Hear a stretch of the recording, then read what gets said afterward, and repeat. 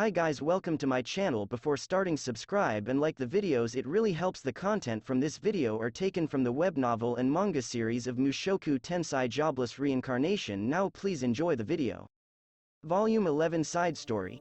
Sharpening Fangs Part 1 The Holy Land of Swords. If from there you walked north for about an hour, you'd arrive at a nameless peninsula. There stood a single girl doing practice swings. It was not one of the sword god style's forms, nor was it anything else. It was just practice swings. Her name was Eris. Eris was swinging her sword. She stood in a place with no one else around. She did so completely single-mindedly. Practice swings where you had unnecessary thoughts were useless. Practice swings where you simply imitated someone else had no meaning at all as long as you continued to swing your sword single-mindedly. Without a single other thought, with each swing you could sharpen yourself. The amount you could improve by was a tiny amount, like a tiny layer of skin, completely transparent. Even so, you could sharpen yourself, though it was just like a tiny leaf of skin. You would strengthen yourself, but for how long would you have to pile these layers up? How long would you need to continue this to reach Orsted's level of strength? Eris didn't know. No one knew. It could have been that no matter how many of these layers you piled up, you would still never reach Orsted. But it was exactly this idea that was an unnecessary thought. Tisk. Eris clicked her tongue, shook her head, and sat down. Then she began to think it was something troublesome. She wanted to defeat Orsted. The more she thought this, the further away Orsted became. In the past, Eris's Shisho, Ghislaine, had said this. Think, she had said. However, Eris was bad at thinking. No matter how much she thought about it, she couldn't come to an answer. After all, in light of this, her second Shisho, Ruijerd, was a godsend. Understand? He would ask, beating Eris down, and then asking only, understand? Until Eris understood, they'd repeat it, again, and again. Even when her head no longer worked, she'd stand up on the spot and repeat it. Eris respected Ghislaine. She respected Ruijerd as well. Because the sword god's lessons were irritating, she came to understand the good parts of the two that she respected. She continued to swing single-mindedly.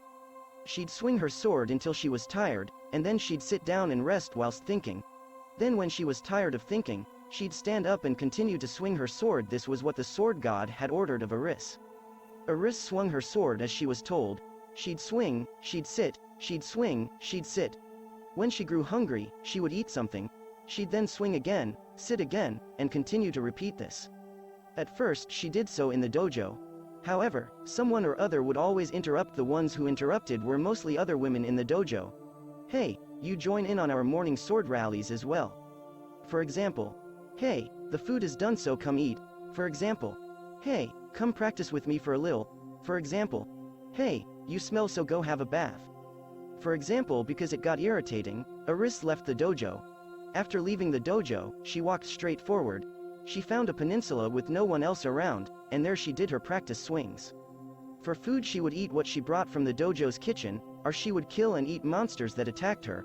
Because it was winter, she brought firewood from the dojo which she'd light with magic. When she became tired, she'd return to the dojo and slept as much as she wanted. Eris had already continued such a lifestyle for half a year. She'd swing, she'd think, she'd swing, she'd think. There was one thing that Eris had come to realize as well. Swinging a sword was difficult. When she was small, she had thought that it was a lot easier than studying, and that she was a lot more suited for it. That thought hadn't changed even now. She was more suited for swinging a sword than studying. However, at the very least, it wasn't easy. Thinking about it, since it was just learning things that others taught you, studying might be easier. Just raising her sword, and swinging downwards. Though it was just that much, she couldn't become good at it no matter what. That she should be raising her sword faster.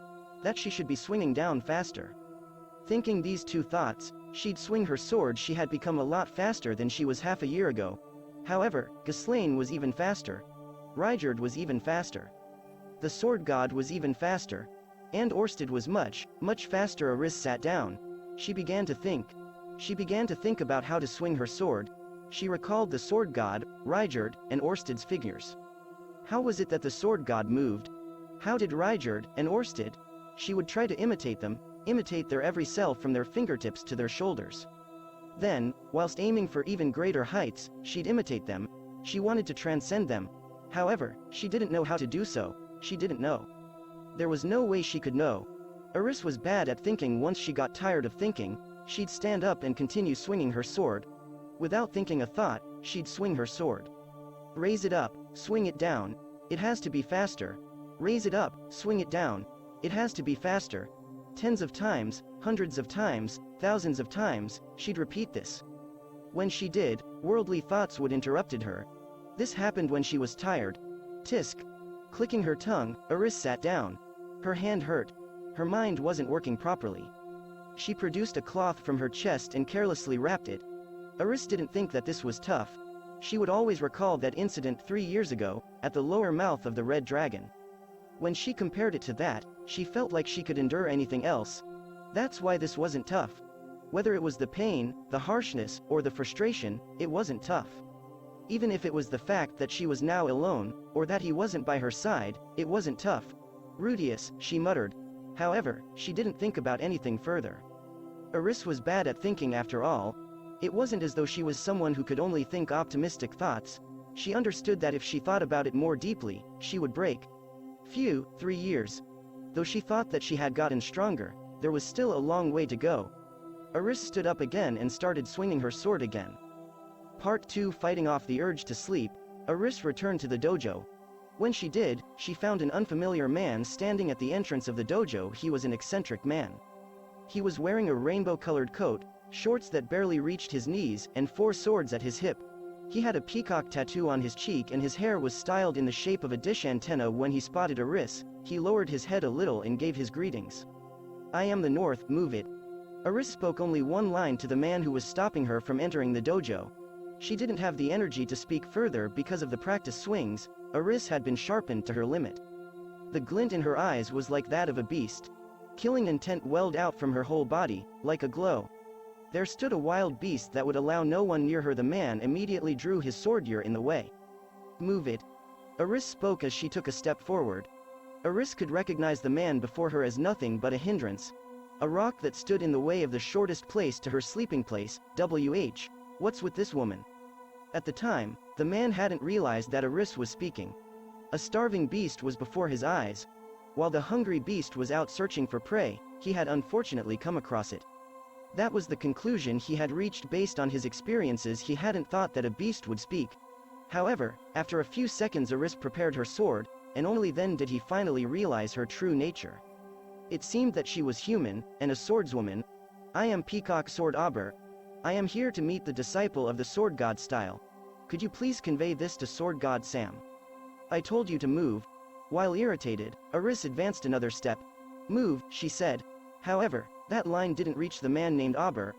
All that reached him was her bloodlust. Speaking to her was useless. This idea floated through this man's mind. It was likely that after her next step, he would be in her range.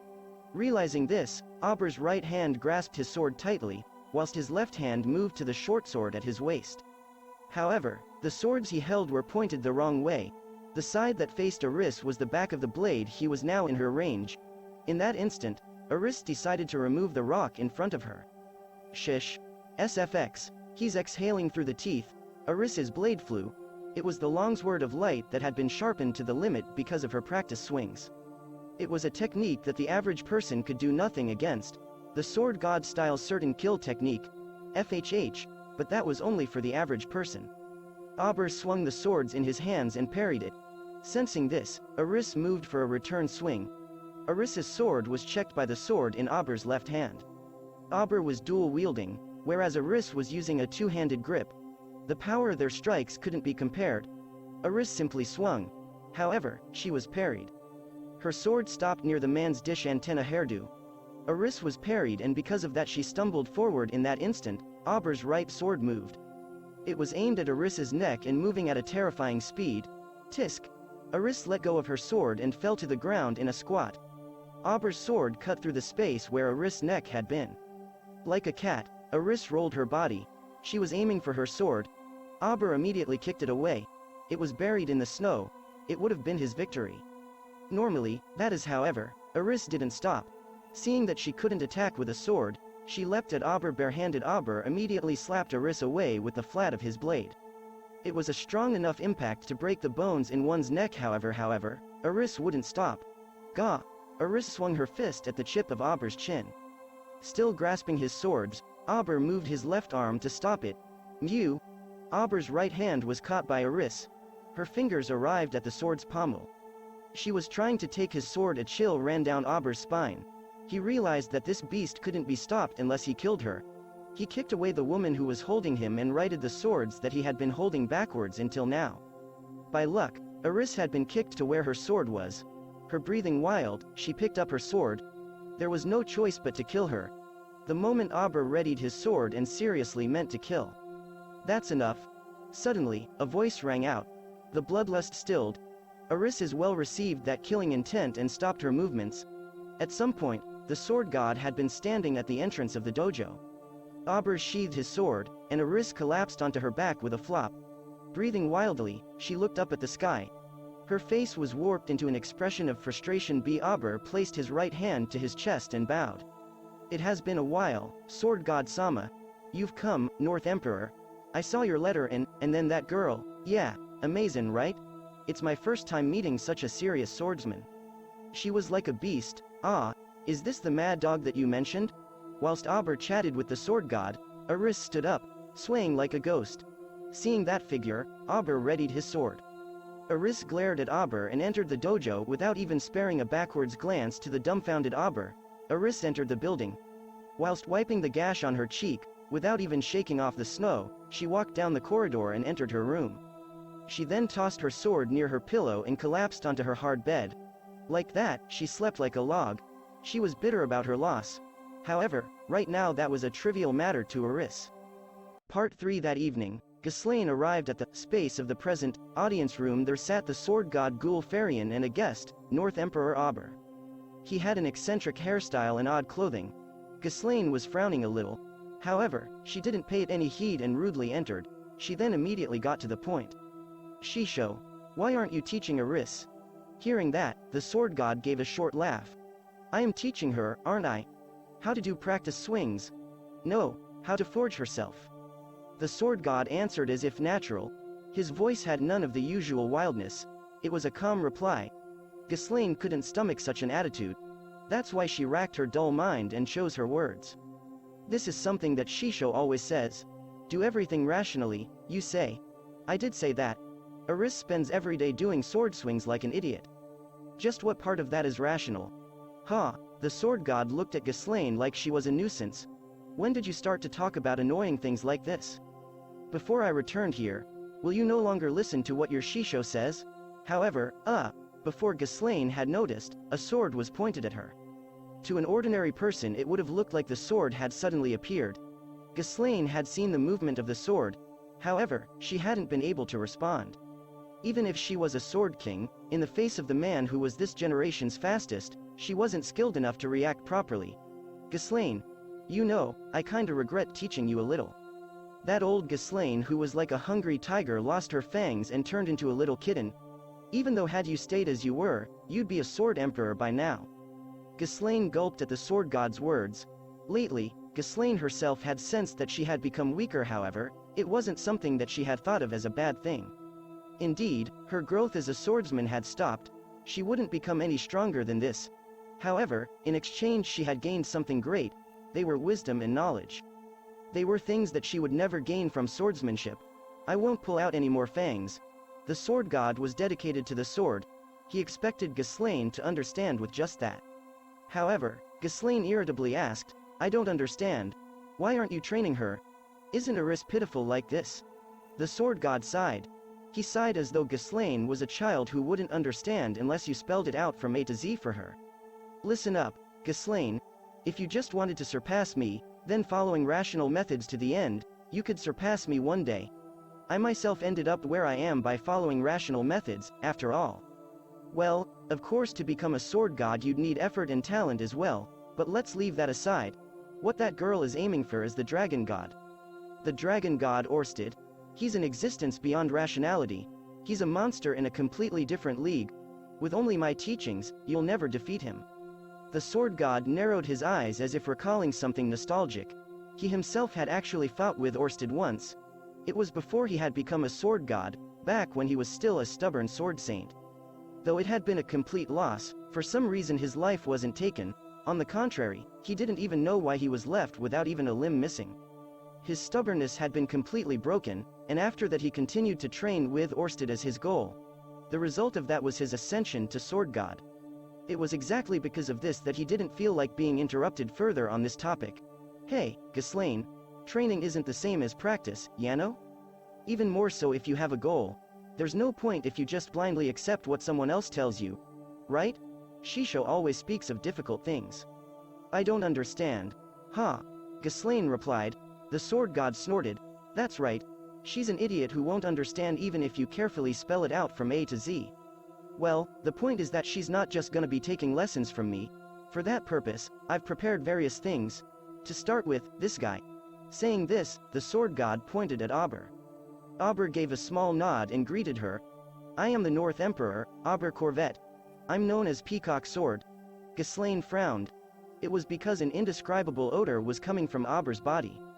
It was a strong, citrusy smell. It was probably a perfume. To a member of the beast race like Ghislaine, it was an unpleasant smell. What business does the North God style have here? I've been called here by Sword God Sama. He wanted me to train one of his students, he said. Ghislaine made an even more doubtful expression. She then questioned the Sword God. Why the North God style? Eris isn't suitable for their kind of makeshift style. Because the Dragon God uses it. The doubt on Ghislaine's face deepened. She had never heard that the Dragon God used the North God style. If he were a North God style, then the second place was likely the North God. Just what kind of person is the Dragon God? Like I'd know, but that guy, whether it's the Sword God style, or the North God style, what he uses incorporates all of that. Of course if you can use it, then you can deal with it, and that guy uses it. In that case if we don't learn to use it too, we won't be able to fight evenly against him. The grimness on Ghislaine's face disappeared. After all, learning to use the techniques that the enemy used was an extremely rational approach. I see, so in the future you'll call for the Water God style as well. Yeah, I'll send a letter. I see. Ghislaine's tail started swaying in a good mood. Seeing that, the Sword God chuckled bitterly. As long as it was a reply she could easily understand, she would consent. In this respect, she hadn't changed at all since the past. Well then, North Emperor Dono, please stay at your leisure. Because her doubts had cleared, Ghislaine had stood up and greeted the North Emperor. She got down on one knee and performed the particular etiquette passed down in the Sword God style. MMN, Sword King Dono. I'll be in your care. Aber once again placed a hand to his chest and returned the greeting. And so like that, Eris would begin her training from the beginning again. Eris would eventually become a North Saint a year from that point. That's it guys, thank you for watching. Subscribe if you want more and don't forget to like the videos.